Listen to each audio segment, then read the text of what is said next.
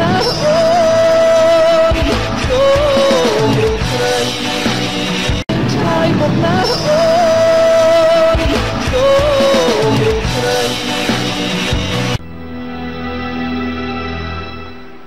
លោកពូជើងវែងលោកពូជើងវែងខ្លាយជាមនុស្សរុក្ខជាតិមិនក៏អញ្ចឹងមិនក៏អញ្ចឹង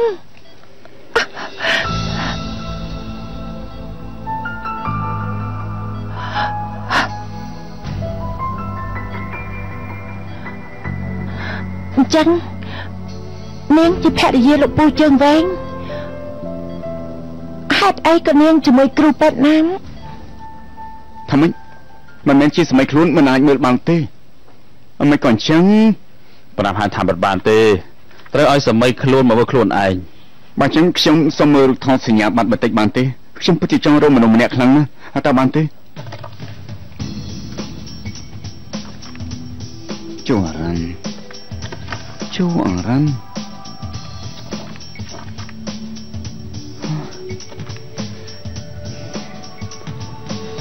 ស្អីគេគ្មានទេអ្នកម៉ាក់គឺខ្ញុំពួកយើងបានមកដល់ដោយសុវត្ថិភាពហើយពេលនេះទឹកមុខអ៊ុនវូស្រាប់បោះល្អណាស់ម៉ាក់កុំបារម្ភអីម៉ាក់ផ្ញើគេនឹងឯងហើយគេជាមនុស្សខ្លាចភាពឯកោឯងកុំទៅណាចោលគេកុំឲ្យគេមានអារម្មណ៍ភ័យខ្លាចយប់នេះខ្ញុំគេនៅទីនេះព្រឹកស្អែកទៅវិញម៉ាក់ទុកថាអ៊ុនវូរៀបការរួចរើចេញមកក្រៅចុះបែបនេះទៅម៉ាក់សួរចិត្តបន្តិចអញ្ចឹងស្អែកជួបគ្នាណាម៉ាក់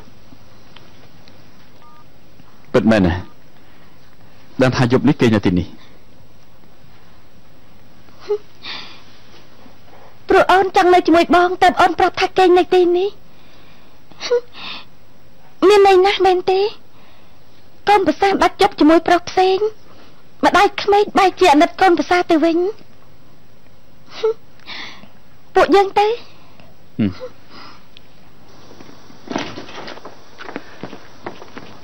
លោកគ្រូពេនឲ្យខ្ញុំនៅទីនេះម្នាក់ឯងមែនទេចោះថ្នាំជាបាលក្រៅពីថ្នាំវីតាមីនអត់មានឃើញថ្នាំអីទេបែបនេះបានដែរលោកគ្រូពេនអ្នកយន្តសម្អាតមុខរបួសឲ្យស្អាតទៅមើលថាអ្នកជំងឺជាភារកិច្ចគិលានុបដ្ឋាយិកាយន្តយល់ទេក្រែងគាត់ជាបងប្រុសចិត្តដិតជាមួយលោកមែនទេដែលចោលភារកិច្ចបែបនេះរត់តែគ្មានសង្ឃឹមហើយយកចិត្តទុកដាក់ជាបាលកាត់ដែរក្តីសង្ឃឹមកាន់តែតិចទៅអញ្ចឹងកាលណាគាត់ជាទៅគិលានុបដ្ឋាយិកាយន្តខាងមន្ទីរពេទ្យវានិយាយថាប្តីខ្ញុំមិនអាចដូចដើមទេខ្ញុំមិនចង់ប្រើវិធីព្យាបាលអត់បានការមកធ្វើបាបចំពោះគាត់ទៀតទេនេះជាការសម្រេចចិត្តរបស់ខ្ញុំនាងទទួលស្គាល់ដែរទេ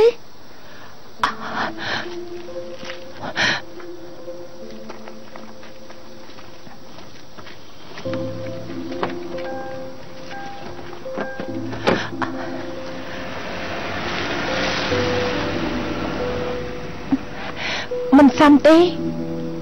បោកបង់ការព្យាបាលទេអ្វីក៏មិនធ្វើ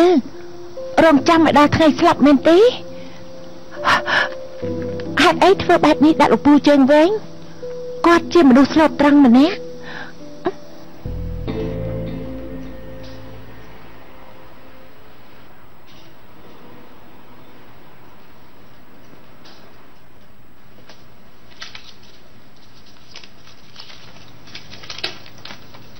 តាំងបញ្ជីនៅវិក័យប័ត្រខ្ញុំចាំចាញ់រត់ហើយលោកប្រធានមើលថែខ្ញុំរហូតមកសុំទោសដែលខ្ញុំសម្រេចចិត្តបែបនេះពីខ្ញុំគិនយិនជីនៅតែចេះចង់ជប់មែនទេតើនេះជាសង្កាមស្អីទៅមាននៅក្រុងស៊ីអ៊ូលដែរ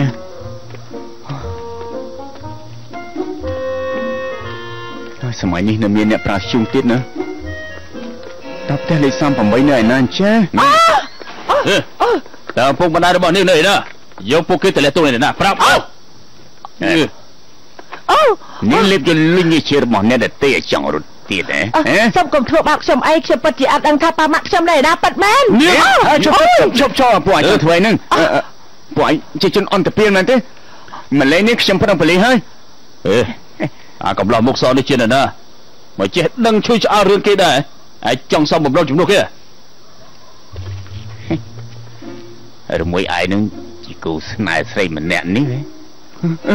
បើមែនទេចេះឆ្ងាយអូលោកប្រធានយើងខំអត់ទាន់នឹងពួកឯងកាន់តែបានដៃពួកឯងជាស្អីហ៊ានវាយលោកប្រធានយើងដំពងគិតថាថ្ងៃនេះលើកលែងឲ្យពួកឯងគេប្រហែលជាត្រូវភ្លក់រសជាតិបន្តិចហើយ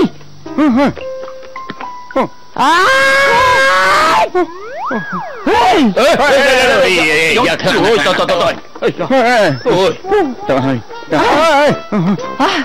លោកប្រធានលោកមិនដឹងទេប៉ិតមែនទេមើលទៅសបកក្រៅលោកក្រាន់បែតែការពិតគ្មានកម្លាំងទៅទេសោះអត់ឈឺទេអូយប្រកាសជាឈឺហើយ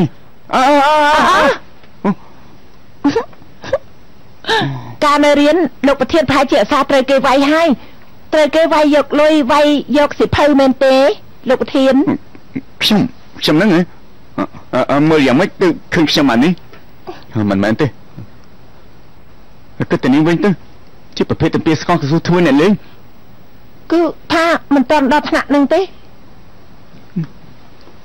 ថ្ងៃនេះខ្ញុំបានទៅសាលារៀនរបស់ពូនាងមកទៅមើលឲ្យច្បាស់ថានាងនឹងបងថ្ងៃជាមួយរួមគ្នាតែទីនោះធ្វើអីប្រាប់ឲ្យតាថាមិនមែនទេមែនហើយថ្ងៃក្រោយខ្ញុំលែងសង្ស័យទៀតហើយប៉ុន្តែថ្ងៃស្អែកអ្នកនាងវិលទៅធ្វើការវិញទៅមើលតាមស្ថានភាពគ្រួសារអ្នកនាងលំបាកណាស់ហេតុអីក៏ឈប់ធ្វើការអញ្ចឹងលោកប្រធានថ្ងៃក្រោយខ្ញុំមិនឲ្យនាងធ្វើការធ្ងន់ទេគ្រាន់តែឲ្យនាងធ្វើបញ្ជីហើយនឹងឈរលក់របស់តែប៉ុណ្ណោះទេហើយចាំពិសាយទៅនឹងមានការបណ្ដុំបណ្ដាលថ្នាក់រៀនតុបតែងនៅផ្នែកខាងក្នុងទៀតផង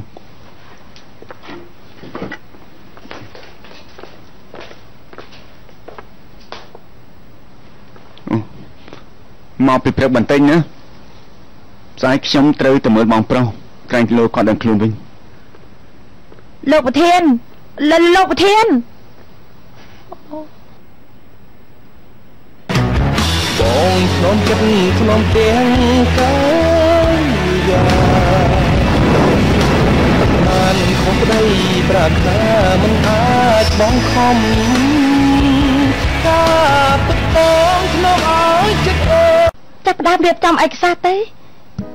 ចង់យកក្រុមហ៊ុនគ្រឿងសង្ហារឹមដាក់ចូលជាឈ្មោះខ្ញុំវិញប៉ាមិននៅកាន់តែមានសុវត្ថិភាពមានវិធីធ្វើឲ្យពួកគេទៅបរទេសមួយរយៈទេរឿងនេះមិននិយាយទេតែបងនឹងសាកមើលផាត់របស់កូនសិនទៅចាំមកផ្លែត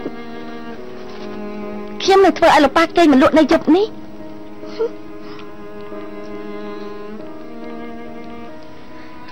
អរគុណហើយយ៉ាងម៉េចហើយមិនស្រួលខ្លួនមែនទេហើយប្រហែលមកពីតាមតាំងពេញមួយថ្ងៃហើយញ៉ាំបាយល្ងាចមិនចូលសោះអូនចង់សម្រាប់បន្តិច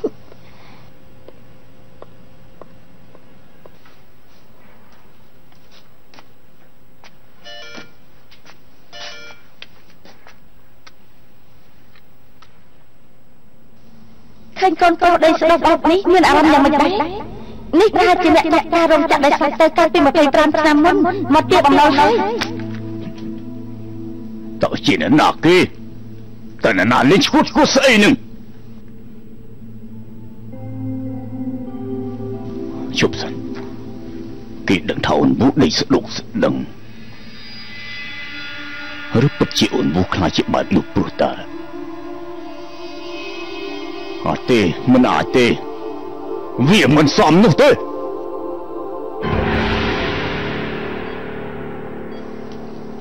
្យខ្ញុំធ្វើយ៉ាងម៉េចទៅមិនឲ្យខ្ញុំធ្វើដើម្បីគេបែបនេះមិនបានទៅគាត់ជាអ្នកឲ្យគ្រប់យ៉ាងមកខ្ញុំ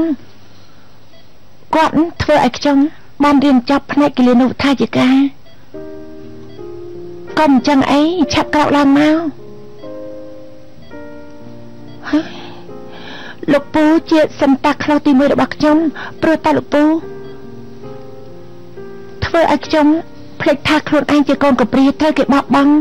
លោកពូធ្វើឲ្យខ្ញុំដឹងថាខ្ញុំក៏មានតម្លៃដូចអ្នកផ្សេងដែរតែលោកពូមានដឹងទេពេលលោកពូមកលើកមុនមួយសប្តាហ៍ខ្ញុំរំភើបរហូតដល់និយាយអីមិនចាញ់ទេខ្ញុំលួចមើលលោកពូពីចម្ងាយបេះដូងរបស់ខ្ញុំស្ ស្ទើរតែលោតចេញមកក្រៅហើយខ្ញុំភ័យខ្លាំងណាស់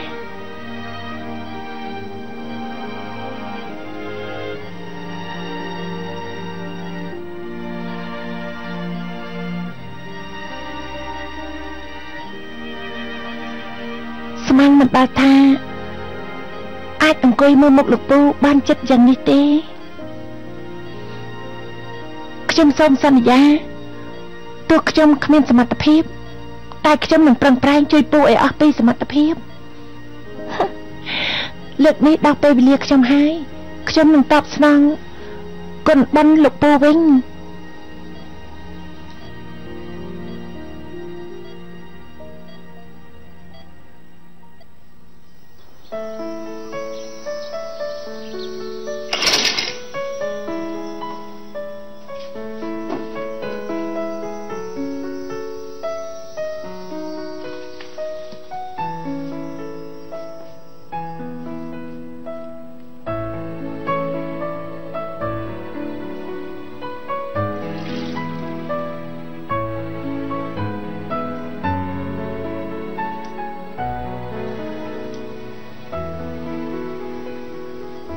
ពន្លឺព្រះអាទិត្យពេលព្រឹកព្រលឹមបានចាំងចូលតាមបង្អួចកញ្ចក់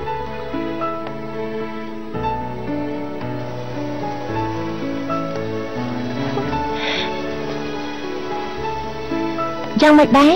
ខ្យល់អាកាសនៅខាងក្រៅស្រស់ស្រាយល្អទេខ្ញុំបានតុបតែងមុខស្អាតទេគ្រឿងសម្អាងនោះគឺលោកពូជាអ្នកទិញឲ្យខ្ញុំលោកពូពិតជាសង្ហាខ្លាំងណាស់ពេលនេះល្មមបើកភ្នែកមើលមកខ្ញុំបានហើយម៉ាត្រៀមហេតុឬនៅខ្ញុំរាប់ដល់3ចាំបើកភ្នែកណា1 2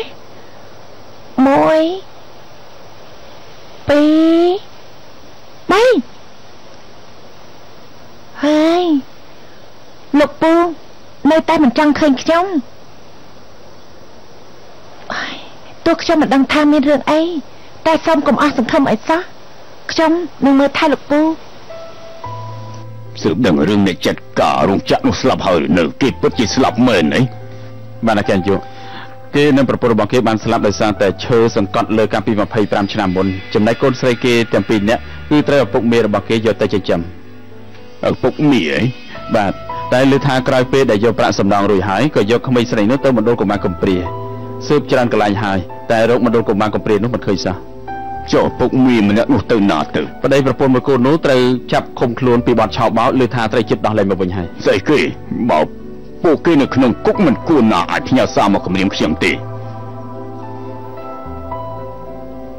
ក្មេងៗទាំងអស់នោះនៅតូចក៏មិនដឹងស្អីដែរយ៉ាងណាលោកត្រូវតែរកក្មេងស្រីទាំងពីរនាក់នោះឲ្យឃើញនៅមានទៀតបើពុកមាននោះចេញទៅគុកចាត់មនុស្សឲ្យទៅមើលគេផងបាទលោកនាយក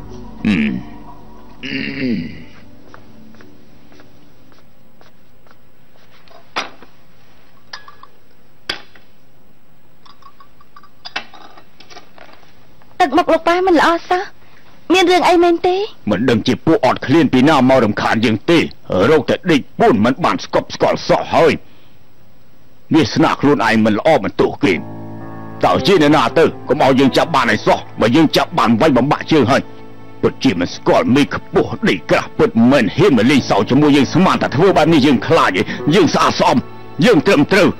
គ្មានកំហុសឆ្គងមួយណាទេ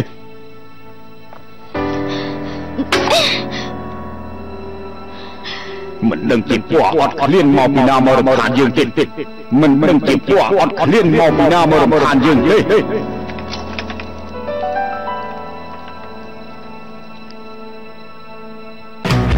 បងខ្ញុំចិត្តខ្ញុំទាំងកាយាបានខំប្តីប្រាថ្នាមិនអាចបងខំការទឹកបងខ្ញុំឲ្យចិត្ត